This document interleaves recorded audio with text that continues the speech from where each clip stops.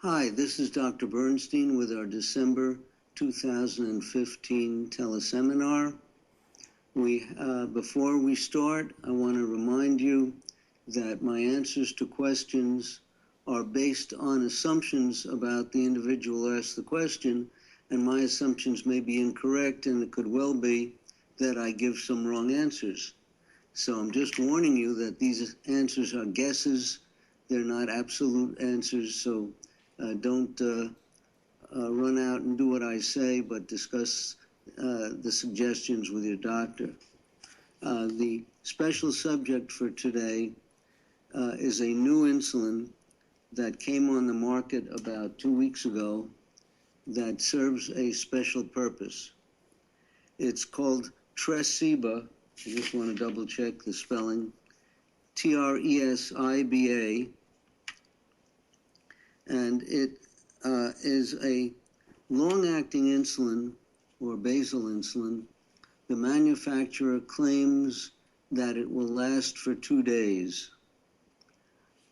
I'm not interested in insulins lasting for 2 days, but we have a big problem with many type 1 diabetics where the basal insulin does not even last overnight if you inject it at bedtime. It's a problem for me and for almost every type 1 diabetic I have who is not making insulin. So I just spoke to a patient whom I've been treating for about 15 years or so, and he makes a little bit of insulin. We measure his C-peptide levels, and he doesn't require this kind of special insulin. But for most of us who don't make any insulin, and when they get up in the morning, they experience high blood sugars, this Tresiba can be of great value. I've tried it on about 6 patients so far, and I've only gotten results back on 3 of them. So far, it appears to be working. So I'm not absolutely sure yet. It looks that way, in which case you take a shot of Tresiba at bedtime, and when you get up in the morning, if the dose is right, you'll have a normal blood sugar without a peak overnight. There's a question that comes up with any new product, especially injectable products. Are there any adverse effects other than hypoglycemia from getting too much? And we really don't know. This thing has been tested for FDA trials for about 3 years, and I believe it's been in use outside of the USA for 5 years. So apparently over a 5-year period, they haven't found any significant adverse effects. But just remember that the insulin called Lantus began to show increased cancer incidence after many years of use, and that takes a while. It takes probably 10 to 20 years of use before you see something like that. So we can't be absolutely assured that the Tresiba is going to be totally benign, but when we have people who are waking up with elevated blood sugars, or for whom an hour after they wake up in the morning their blood sugar goes up, the long-term effects of the high blood sugars could be very significant, and that's why we take a liking to this new insulin. We don't use it if we don't have to. Although the manufacturer recommends 1 shot every 2 days, I give 1 shot twice a day. I've had no evidence that it lasts for 2 days. These wild claims are commonplace amongst insulin manufacturers, and my guess is that you can take this twice a day and experience pretty flat basal blood sugars. Now we'll go on to the questions. First question: 20 weeks pregnant, insulin resistance is increasing dramatically. Would adding glucophage in addition to insulin be safe? Well, glucophage has been tested. Glucophage is metformin. It's the brand name of metformin, which is, we found, much more effective than the generic versions of metformin. And clinical trials have found metformin to be safe for pregnancy. But it is natural for insulin requirements to go up during pregnancy.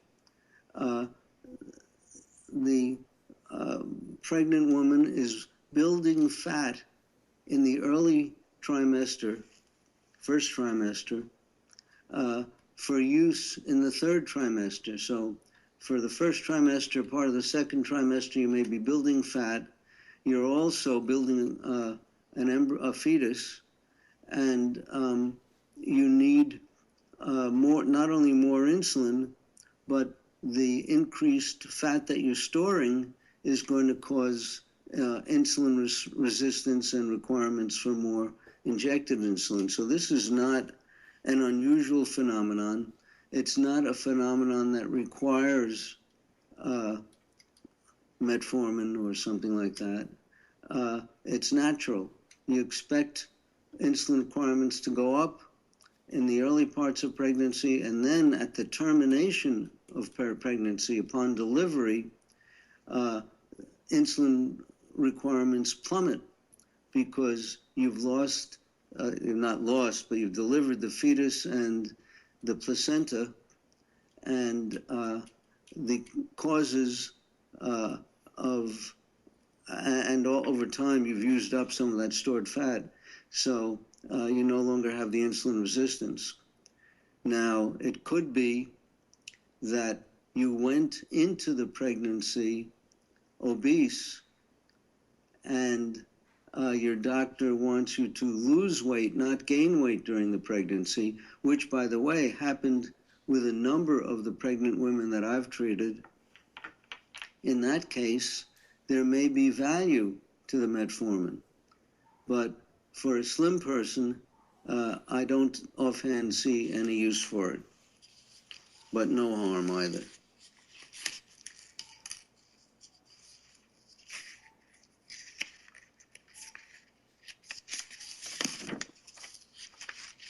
Type 2 male on Victoza with great results. A1C now 4.9. Increased dose to the maximum on Victoza and got more headaches even though I am not low. Are you finding this in your patients? Any suggestions? Well, first of all, I should point out that I do not use Victoza for the treatment of blood sugars in my patients. I use it to control overeating. If this person is a type 2 diabetic, he may be an overweight overeater for all I know, in which case the Victoza could be of great value, and that may be why his blood sugars have come down. Now, as far as the headaches go, I've never seen headaches with Victoza, but as you probably know, almost any medication that's effective can have side effects. And if you are getting side effects from Victoza, you may want to lower the dose. And if lowering the dose raises your blood sugar, you may want to consider an alternate substance for reducing your carbohydrate cravings. For example, as we mentioned in the book, there's Byetta, and there are other incretin mimetics that could be used. So by substituting something else for the carbohydrate cravings, you might be able to lower the Victoza dose. If you listen to the video teleseminar on Dr. Bernstein's Diabetes University about appetite suppressants, you might get some other ideas for appetite suppressants that will help you lower your Victoza dose. And at a future session of this teleseminar, we will be talking about a new amazing psychological device that can curb carbohydrate craving. Next question. As I try to fine-tune my blood sugars on your program, I find that I'm having frequent lows because I do not have a regular work schedule. Some days I'm more active than other days. What is the best way to manage this? And are there any long-term effects of frequent or prolonged periods of low blood sugar? And by low blood sugar, he means 70 milligrams per deciliter or less. Well, first of all, I don't know whether he's taking insulin or not, but the first thing that I thought of to help this person relates to what I do in the gymnasium. When I go to the gym, I usually am taking my regular daily basal dose of insulin plus a rapid-acting insulin before meals. I get frequent lows after exercising. So by that I mean after every exercise, I'll drop by something. I might drop by 2 milligrams per deciliter from one exercise and as much as 20 for the opposite extreme of exercise. So I have to be frequently checking my blood sugar when I'm in the gym and correcting with liquid glucose. Now, if this person is sitting at work and all of a sudden he has to get up and start doing some physical activity as part of the work, then he should be frequently checking his blood sugars. On the other hand, if one day he knows he's not going to be physically active and another day he will be physically active, he can lower his basal insulin dose on the active day. For example, let's say he's a telephone lineman and there are no lines to be repaired today, so he's going to be sitting in an office. If he knows this is going to happen, then that day he could take more basal insulin than on a day that knows he's going to be out repairing the lines. On the other hand, if he's sitting in the office and he doesn't know when he's going to be called, he probably should have a lot of liquid glucose available that he can take with him, and he'll have to check his blood sugars and use the liquid glucose as needed. By liquid glucose, I mean this sort of stuff that you can get at any drugstore. For me, 1 teaspoon will raise me by 7. Someone who weighs twice as much as I, 1 teaspoon will raise you by 3.5. The cap has a volume equal to a teaspoon, so you can pour it in the cap and use that to measure it.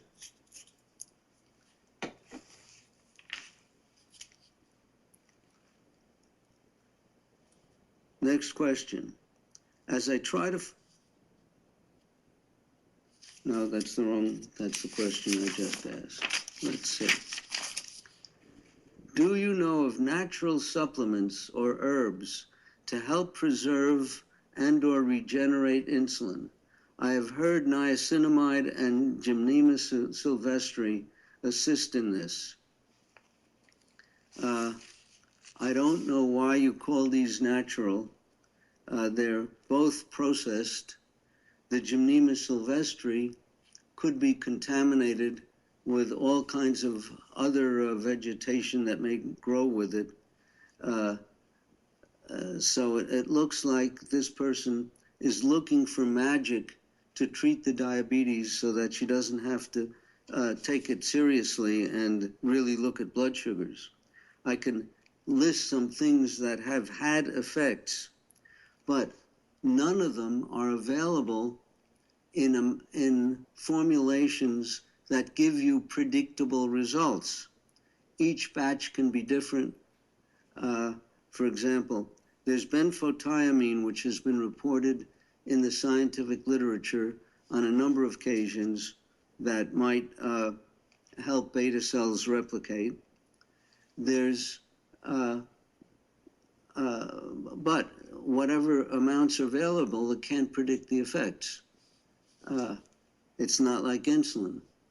There's fenugreek, which has been used for years to lower blood sugars, not necessarily preserve beta cells. But again, the results are unpredictable. On top of that, fenugreek, the original fenugreek, has a horrible smell. People can't get near you if you use it, but there's now a desmellerized fenugreek available somewhere. Again, you don't get predictable results, but you wanted a list, so here are some. Then there's vanadyl sulfate, which in some formulations is very effective. The big problem is that it's a phosphatase inhibitor, and phosphatase is an enzyme that's important for many chemical reactions throughout the body, and you don't know what you're doing to your body's chemistry when you take it. So when clinical trials have been performed to evaluate vanadyl sulfate, the investigators are afraid to use it for more than 3 weeks, not knowing what kind of long-term damage they're going to do. So I don't recommend any of these, but I'm answering your question. Next question. You said that you choose 83 milligrams per deciliter as a blood sugar target, in part because mortality rates were higher below and above that range. Does that mean one shouldn't aim for a target of, say, 77 to give a safer margin of error, since above 85 is associated with increased heart disease risk? Well, that's a very good question, and it's not an easy question to answer. I have several patients who, especially those who don't require insulin, type 2 diabetics who respond to diet, and many of them say, I'm running around 75 or so, and I feel perfectly comfortable and so on. I don't want to raise my blood sugar target and eat more just to bring my blood sugar up. Good question. The one thing that I worry about is driving and operating machinery that could be dangerous. So if a person is going to drive, I say, check your blood sugar before driving and bring it up to 83 with the help of glucose. If you're not driving, and if you're used to being 77 or thereabouts, you probably can get away with it. But there are plenty of people whom at a blood sugar in the 70s become a little bit irritable, less cooperative, and less pleasant to be with. So there are downsides.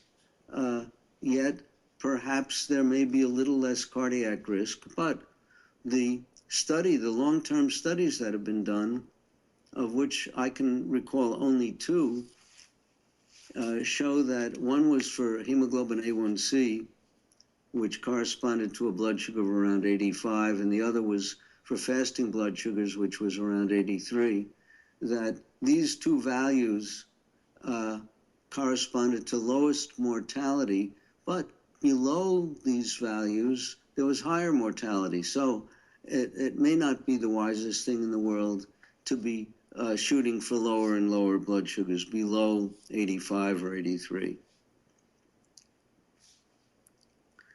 Next question. I've been a type 1 diabetic for 25 years. Started on a statin 10 years ago. I followed your diet for the past 9 months. My recent cholesterol test results are, and he gives some numbers. I ate 2 eggs every day. Why is my cholesterol so high? Well, first of all, if you've listened to the teleconferences or gone to Dr. Bernstein's Diabetes University or read my books, you know that cholesterol is not a predictor of heart disease. In fact, in one study on older women, the lowest mortality was at a blood cholesterol of 217, and mortality went up below that. So the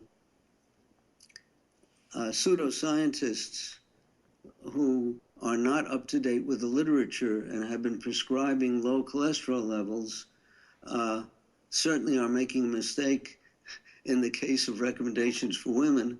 And it's something that I don't look at. I look at, as you listeners know already, things like inflammatory markers like C-reactive protein, fibrinogen, homocysteine, beta-2 microglobulin, and I look at oxidized LDL. I do look at triglycerides and HDL. All of these things have been found to correlate with coronary artery disease, but not total cholesterol and not LDL. Now, why could the total cholesterol be going up? There could be a number of reasons. One, if blood sugars were elevated, and elevated blood sugars can cause immune markers to go up.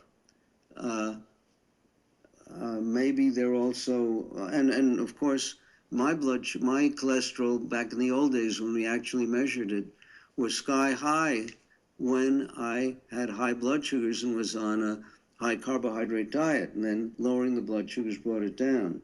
Now, one possibility for your cholesterol going up is we do know that when free T3, the thyroid hormone, is low, cholesterol goes up. In parallel with that, other risk factors for heart disease go up, other real risk factors. So you might want to check your free T3.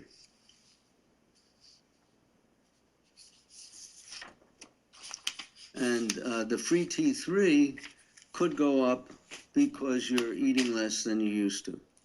I'm sorry, could go down because you're eating less than you used to. Next question. I was diagnosed with type 1 diabetes, started using 30 units of insulin. Now I'm using 4 units of Detamir or Levemir and no insulin for meals. My question is, will this extend the honeymoon period?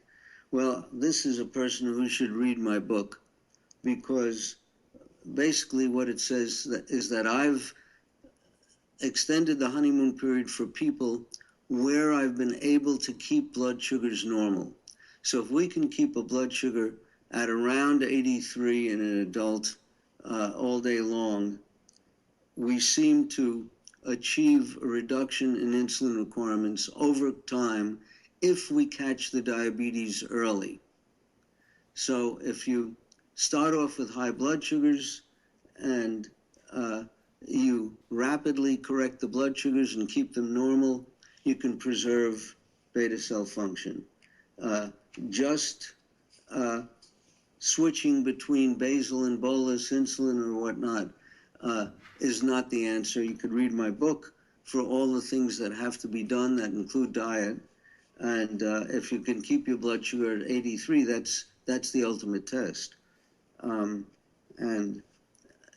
in the majority of cases where we're able to do this, the insulin requirements either go down or stay put without increasing. That is, we preserve the so-called honeymoon period.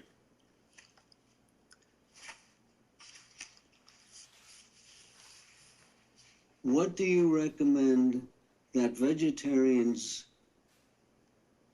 do to follow the dietary guidelines you provided in your book? Apart from eggs, cheese, lentils and beans. How do we substitute for meat in every meal? Well, first of all, I certainly do not recommend lentils and beans. So I would recommend that you read my book, Diabetes Solution. And the lentils and beans are high in carbohydrate. They may have small amounts of protein, but they have more carbohydrate than most diabetics can cope with. The only thing that is left that I can think of would be these high protein powdered drinks, of which there are many on the market.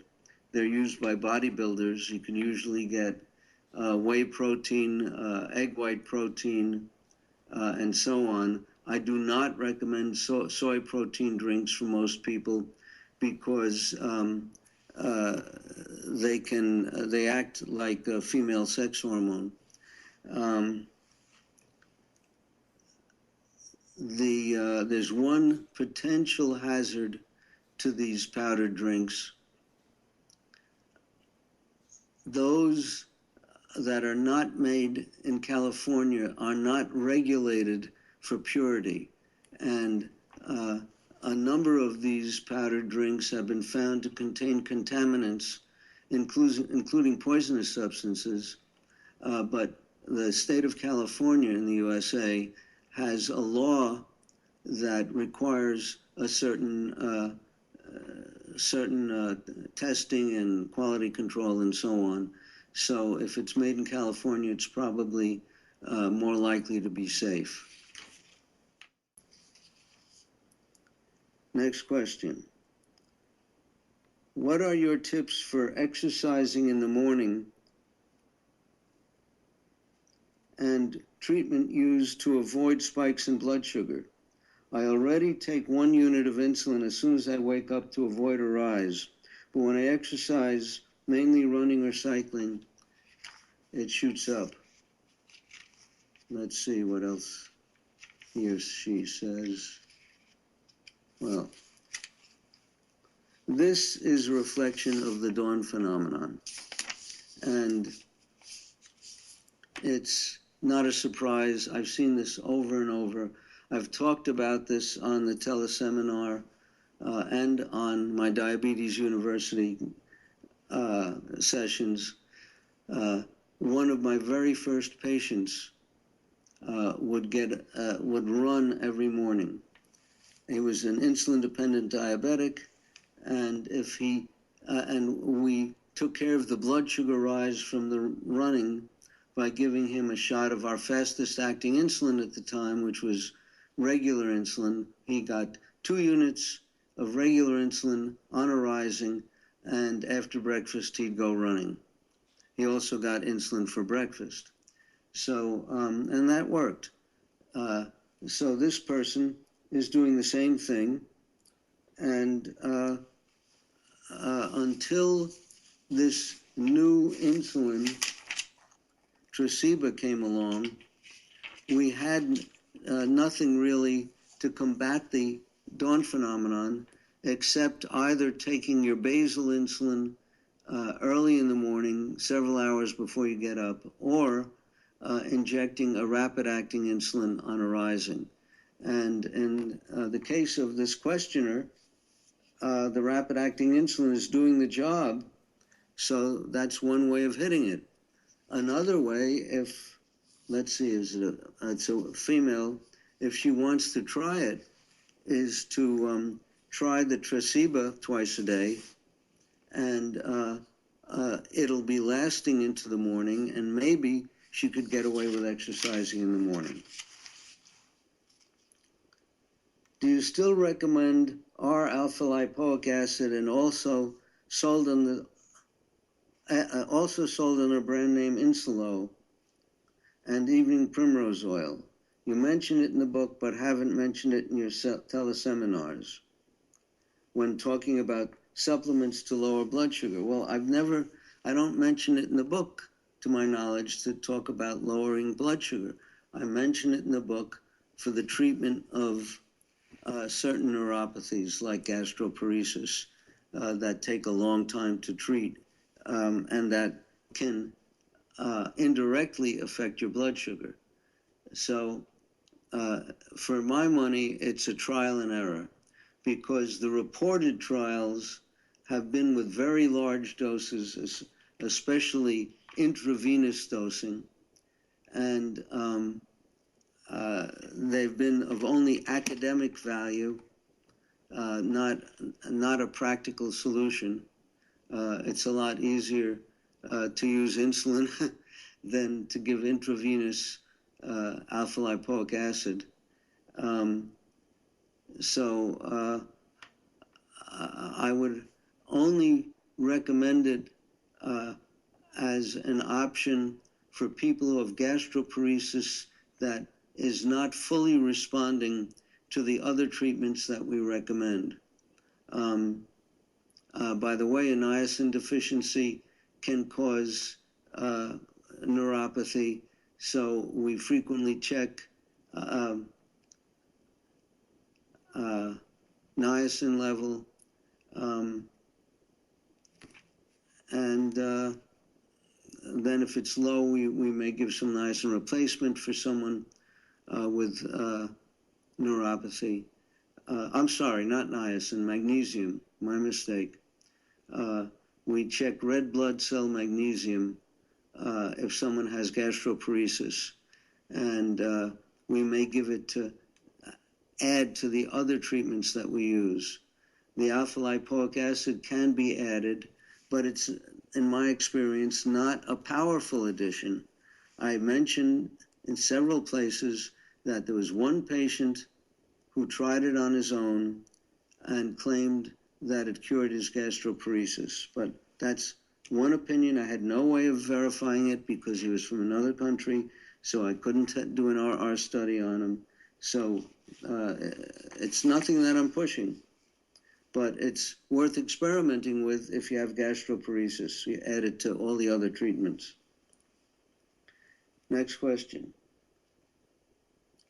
I would like to know the challenges of diabetes which can be simplified through IT solutions. That means using some sort of device to tell you what to do or to automatically adjust whatever medications you're getting.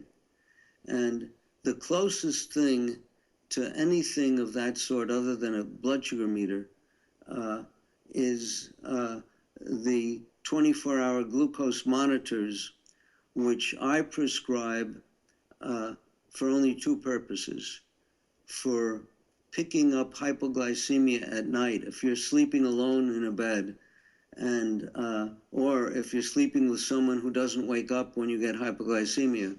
It's to pick up low blood sugars at night and sound an alarm, and we've spoken about that before.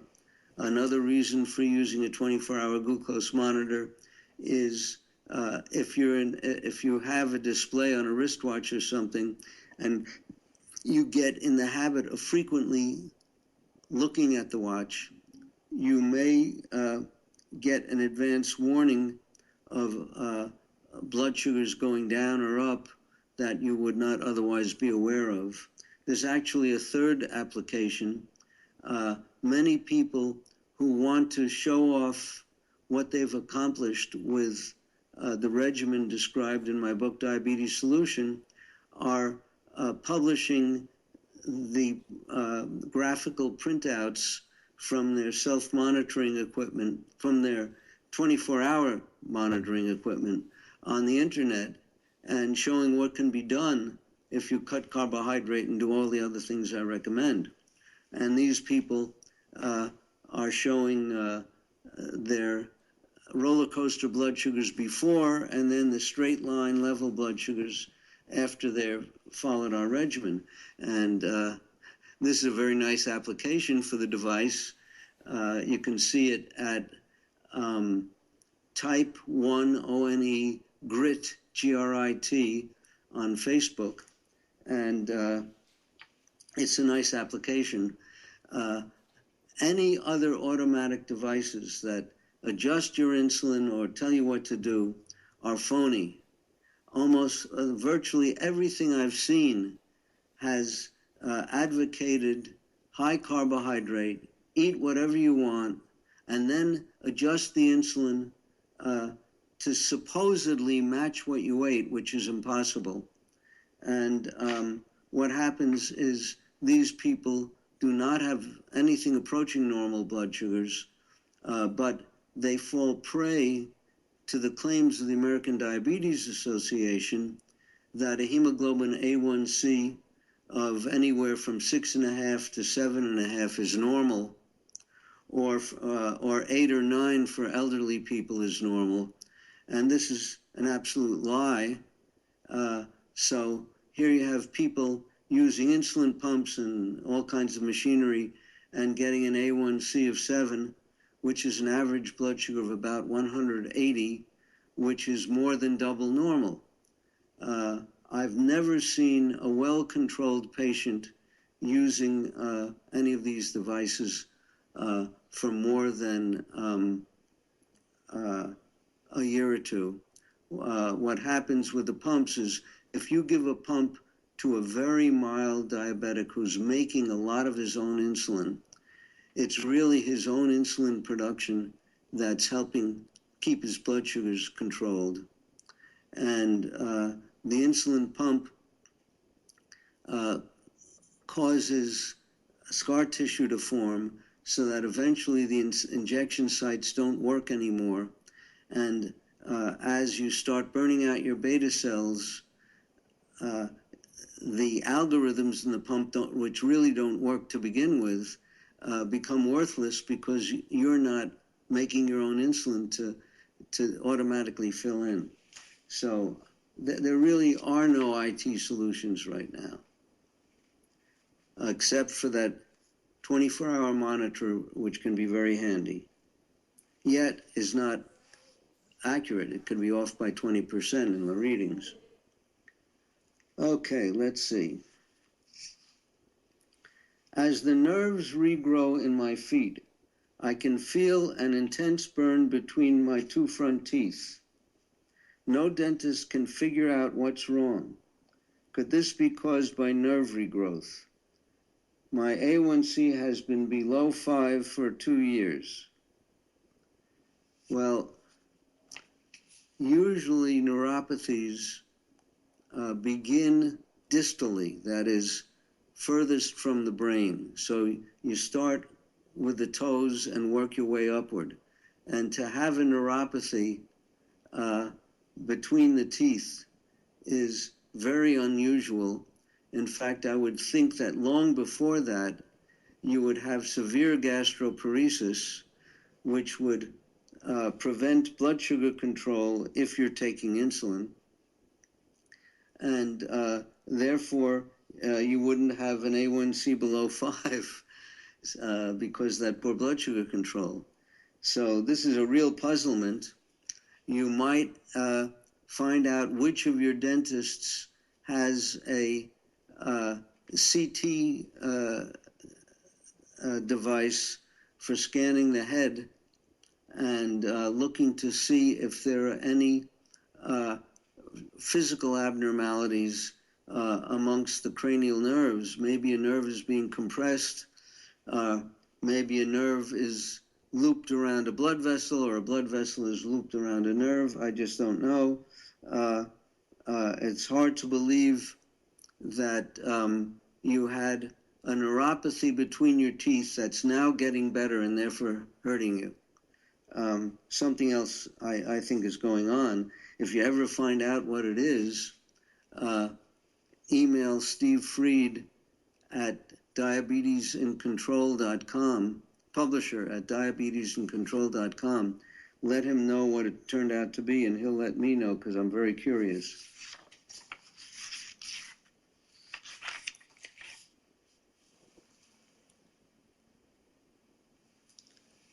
I am a pre-diabetic. How aggressive should I be in trying to get the numbers to hover around 83? And what order should I try any treatments?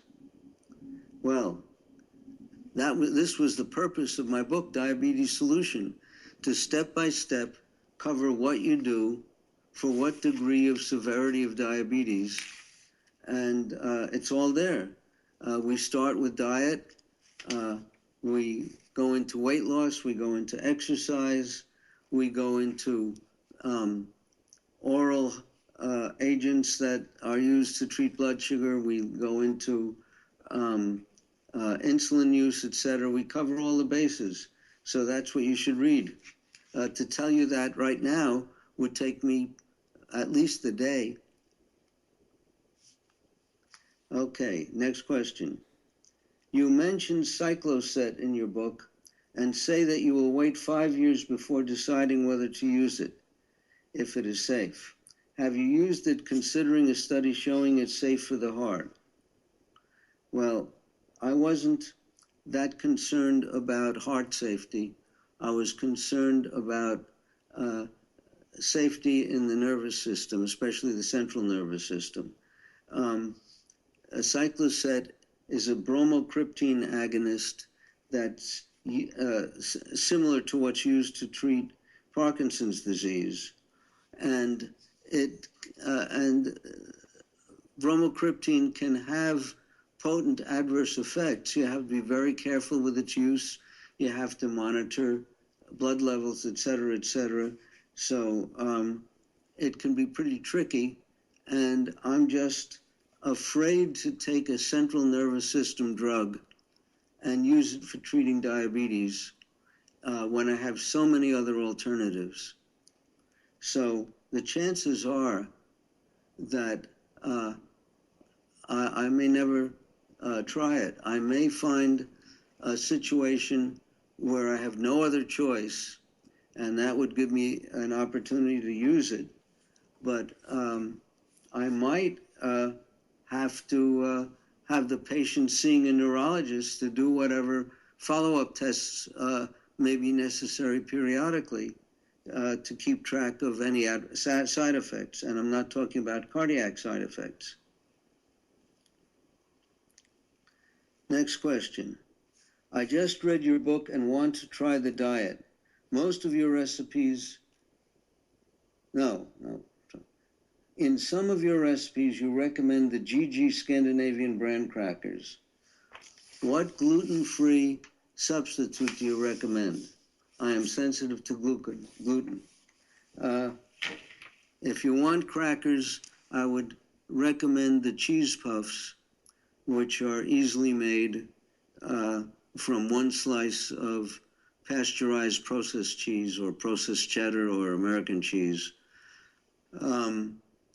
I no longer recommend the bran crackers because so many of the type 1 patients have gastroparesis, and the bran crackers make digestion much more difficult if you have gastroparesis.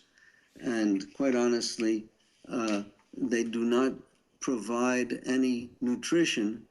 They're just something to munch on that's relatively benign, has a little bit of carbo, but I think that nowadays, especially since the cheese puffs, we have less of a purpose for using bran crackers. I am a 68-year-old woman diagnosed with metabolic syndrome. Recent news suggests artificial sweeteners raise blood sugars and cause other health issues. Do you think artificial sweeteners alter our blood glucose and are otherwise harmful?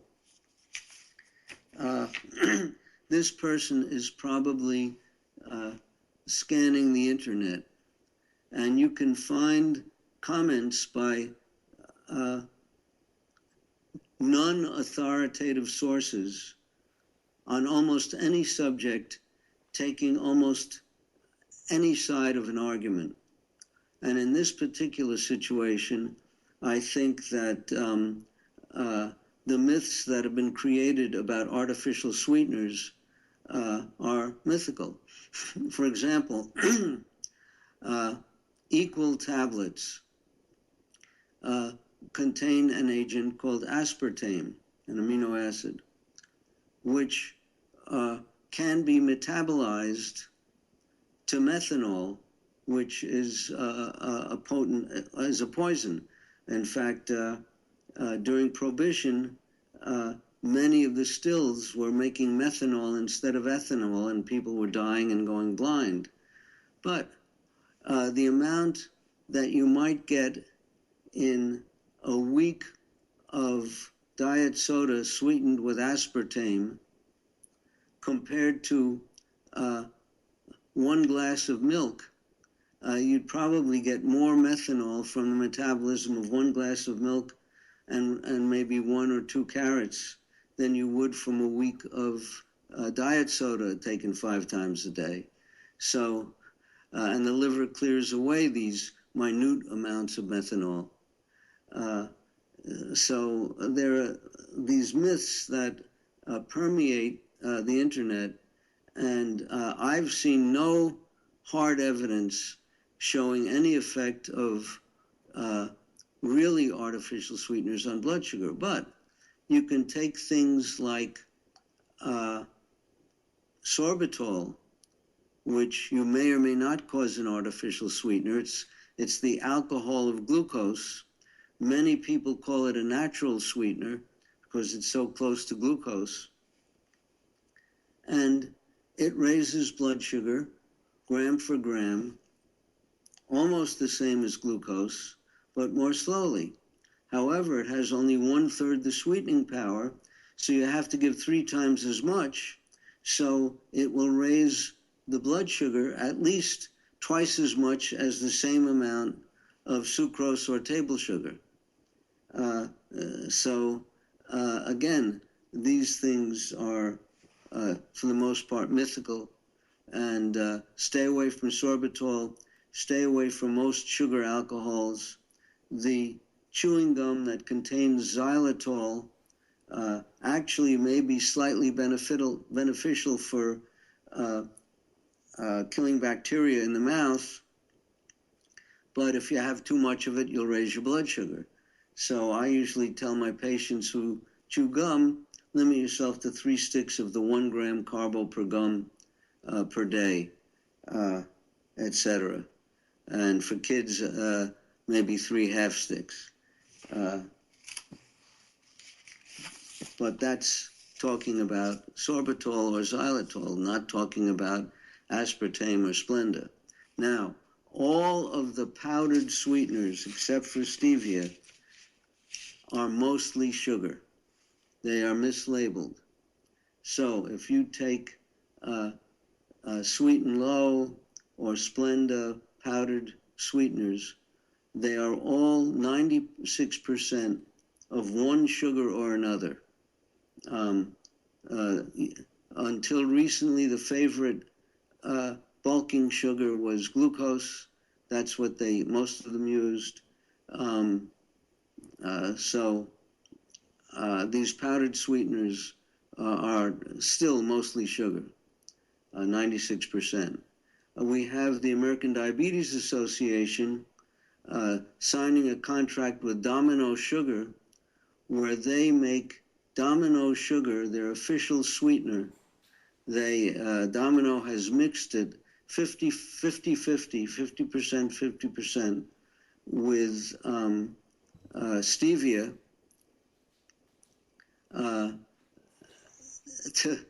calling it a non-nutritive sweetener or something like that, and saying it's safe for diabetics, when of course it isn't, because it's 50% cane sugar.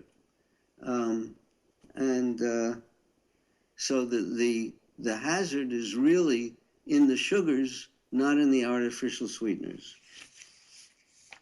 I might add one other thing, that even stevia is being sold 2 ways.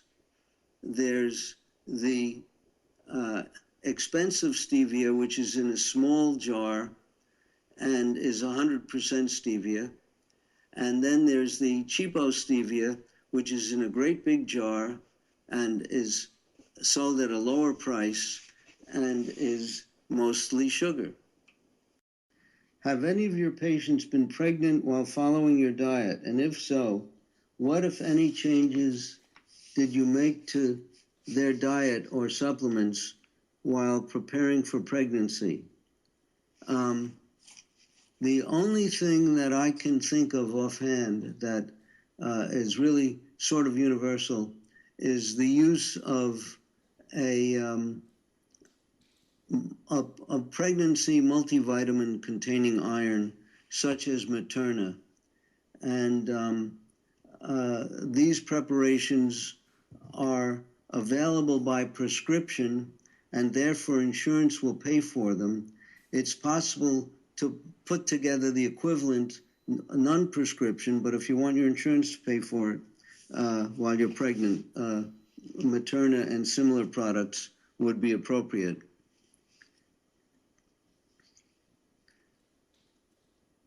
Have you had experience with fecal transplants, and would you recommend them? If your patients have had them, did it make any difference to their blood sugars? Well, this is a science that's experimental and is geared for certain very special situations like perhaps Crohn's disease and a few other things. It's not being used to treat diabetes, and I'm not using it to treat diabetes. And I've never met a person, a patient or otherwise, who's had a fecal transplant. So if you're looking to control blood sugars, I suggest you read my book, Diabetes Solution. Next question. Type 1 for 3 years. Now 33. In the past, if I did vigorous exercise, my blood sugar would immediately come down. Now they seem to go up for a certain period of time before going down. What accounts for the change? Would this only be due to less endogenous insulin production? Right on the nose. If you have type 1 diabetes, initially you're making some insulin, and in most cases, they call that the dawn phenomenon. And if you keep your blood sugars absolutely normal with the help of insulin and all the other things we talk about in our book, you can preserve the dawn phenomenon. Now, this is sort of a wild claim because most doctors are not preserving it, but I've seen this over and over. But if you don't keep your blood sugars normal, glucose is toxic to beta cells, and there are other reasons why high blood sugars bring about loss of beta cell function. Eventually, you'll be either totally without your beta cells or they'll be not functioning as well, and that's what's happening here. What is your take on the idea that type 2 diabetes is caused by fat in the liver and pancreas, which inhibits insulin release, and that losing enough visceral fat in those organs restores insulin secretion in a percentage of patients diagnosed within 4 years or less? I'll tell you what we know that's for real, and the way it's worded in this question is not quite the way it is. What we see is that abdominal obesity, actually what's called mesenteric fat, fat that's below the muscle layer and covering the material, the membrane that covers your intestines. And so here your intestinal area is surrounded by fat. That causes inflammation. And it's the inflammation that causes damage to beta cells that brings about type 2 diabetes. There have been many studies on this, and the number of inflammatory markers that have been uncovered in this phenomenon are legion. There are many of them. It's a very complicated process, but that is basically the scenario. I'm following your book's diet. I have uremia and elevated cholesterol. What changes should I make to decrease them both? Well, first of all, this person may be just reading my book, Diabetes Diet, and not reading Diabetes Solution, which speaks about medications that you may need. and how to keep blood sugars normal. So we do, now elevated cholesterol, as I pointed out before, is not a risk factor in and of itself, but it does go down when you normalize blood sugars. Also, normalizing serum free T3, triiodothyronine levels lowers cholesterol. But the uremia, which is serum uric acid levels, could be due to advanced kidney disease, could be due to an inherited metabolic defect that frequently causes gout. So the game plan should be to find out, why do you have uremia? If you have end-stage kidney disease, is it due to diabetes or to what else? And it should be treated. So the game plan should be to find out the cause of your uremia. That's basically it.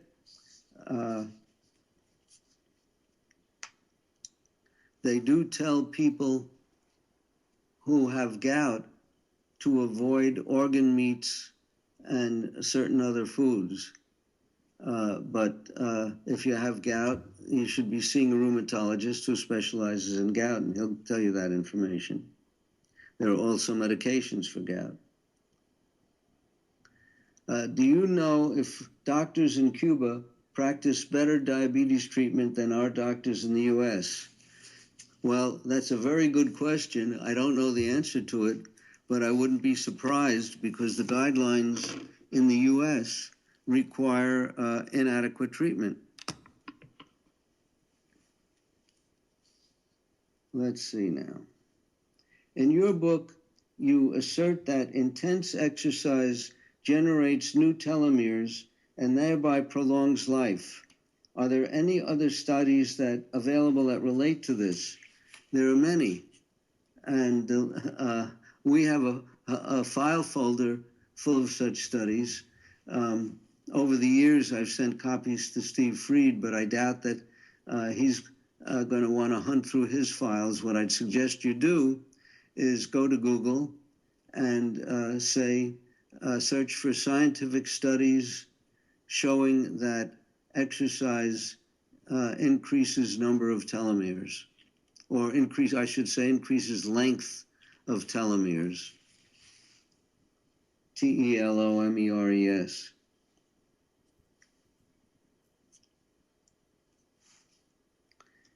Can U100 insulin be diluted if you want to bring down sugars quickly instead of either doing an intramuscular injection or using aspart?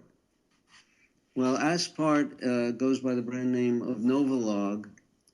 I suspect that what this patient is really asking is, can you use the more potent insulin Humulin, which is more rapid acting than Novolog, but is so potent that it's very hard to measure a precise effective dose. And yes, Humulin can be diluted. There is a diluting fluid made by Lilly that's free upon request from the manufacturer. The same diluting fluid is used for Humulin, for regular, and for NPH insulins. So that can be done, and you can, for example, let's say that, like me, 1 unit of Humulin will lower my blood sugar by 120. So if I diluted it 9-to-1 with diluting fluid, 1 unit would lower me 12. So if my blood sugar were elevated by 12, I could take 1 unit of Humulin and it would bring me down 12. And it's very rapid acting. And the diluted Humulin might still work more rapidly than the Novolog. But Novolog frequently has to be diluted too. The situation where we don't have to dilute them is with obese or very insulin-resistant people, which is another ball game altogether. what is your opinion about the mixed evidence linking cow's milk to type 1 diabetes? Well, that was originally speculation, I think, because of the high incidence of diabetes in Finland, where I think there was wide usage of cow's milk, possibly instead of mother's milk. I don't remember the details. This was going on a number of years ago, but I recall that studies have been done that now seem to show that cow's milk is not a cause of type 1 diabetes. You could, again, search the literature for journal articles or scientific studies relating cow's milk to type 1 diabetes. And what you do not want blogs and opinions and internet sites of so-called authorities. You want to see actual scientific articles in peer-reviewed journals. And I think you'll find that it's no longer believed to be the case.